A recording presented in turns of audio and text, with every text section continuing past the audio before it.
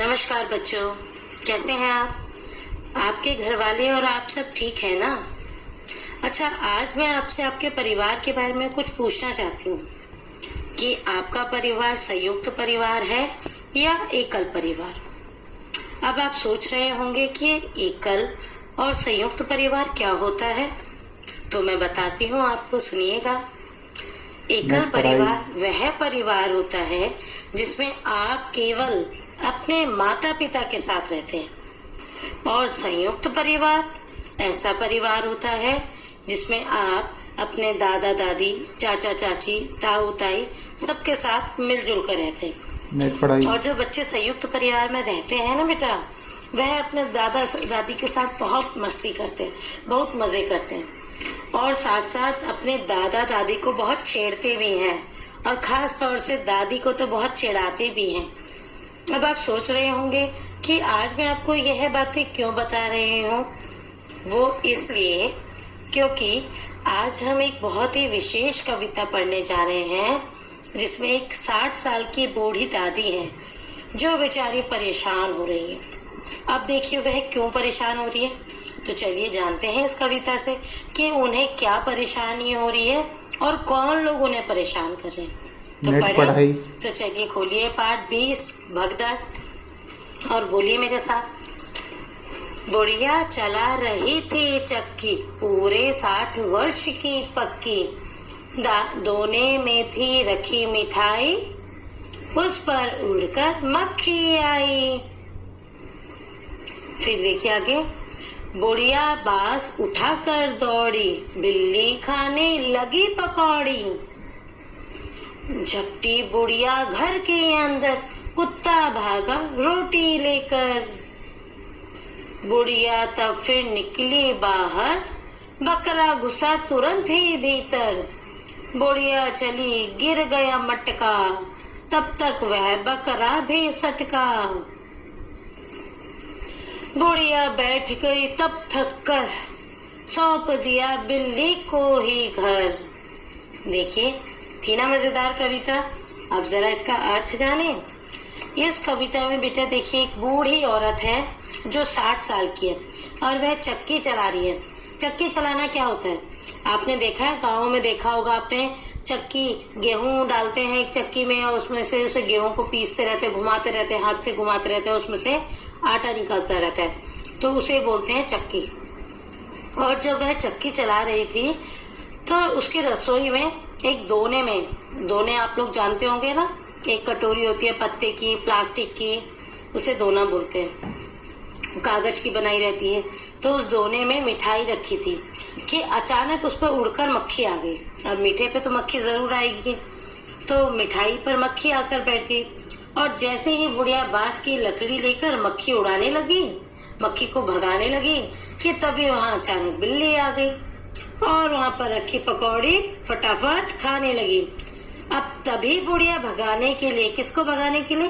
बिल्ली को। यस, बिल्कुल सही, बिल्ली को भगाने के लिए घर के अंदर आई तो कुत्ता अचानक झट से आया और रोटी लेकर भाग गया। अब देखो, वो बिल्ली को भगाने आई बेचारी, तो कुत्ता भी आ गया और उसकी रोटी लेकर भाग गया। बुढ़िया फिर कुत्ते को घर से निकालने के लिए बाहर निकली कि तभी एक बकरा घर के अंदर घुस गया, और जब बेचारी बुढ़िया बकरे को भगाने के लिए अंदर जाने लगी कि तभी उसके हाथ से एक मटका गिर गया, और मटके की टूटने की आवाज से बकरा भी वहां से खिसक गया।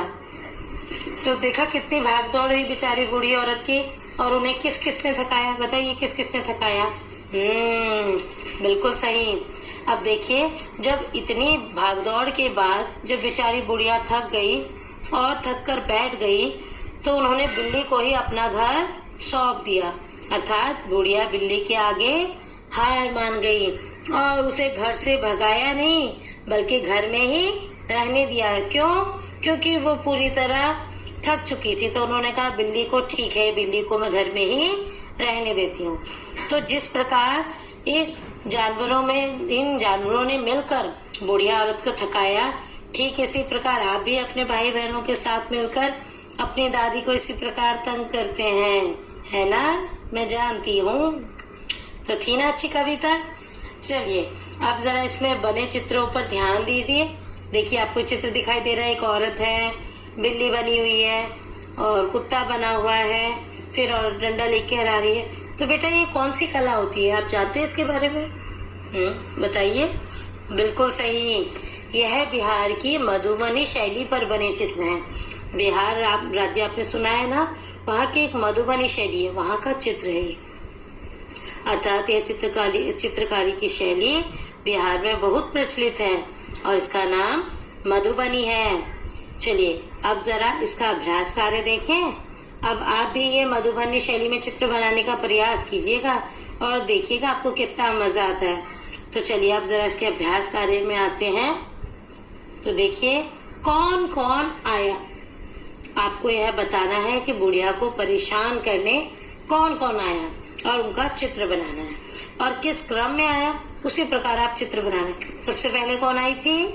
बिल्कुल सही, मक्खी। हाँ, फिर कौन आया? तो आप इसी क्रम में चित्र बनाइए, ठीक है। फिर बताइए कौन किसके साथ है, यानी कौन सी चीजें या घटनाएं किसके साथ हुई। जैसे बुढ़िया क्या कर रही थी? चक्की चला रही थी। और मक्खी किस पर आकर बैठी? तो कौन किसके साथ था, कौन किस पर आकर बैठा, या कौन किस काम में लगा हुआ था, या किसने क्या खाया, आपको यह मिलाना है। मक्खी किस पर बैठी थी? मिठाई पर। बिल्कुल सही, तो मिठाई से मिला लीजिएगा।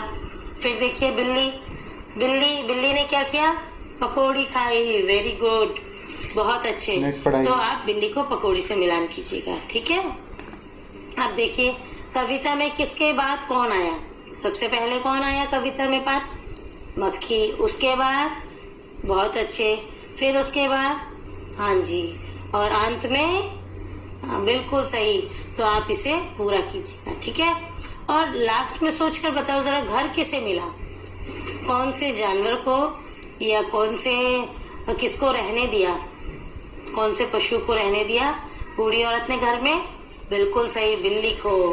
अच्छा अब जरा आपको मुझे ये बताना है कि इस कविता का नाम भगदड़ क्यों रखा गया होगा। सोचिए जरा, भगदड़ क्या होता है? भागम भाग, दौड़ना, भागना, यानी जहाँ पर आपकी बहुत भागम भाग हो जाए और उस भागम भाग से आप थक जाओ। तो सोचिएगा और बताइएगा कि आपको यह कविता कैसी लगी और इस कविता का नाम भगदड़ क्यों रखा। ठीक है बेटा, फिर मिलेंगे हम सब लोग अगले पाठ के साथ, ठीक है। तब तक आप लोग अपना ध्यान रखिएगा। नेट पढ़ाई।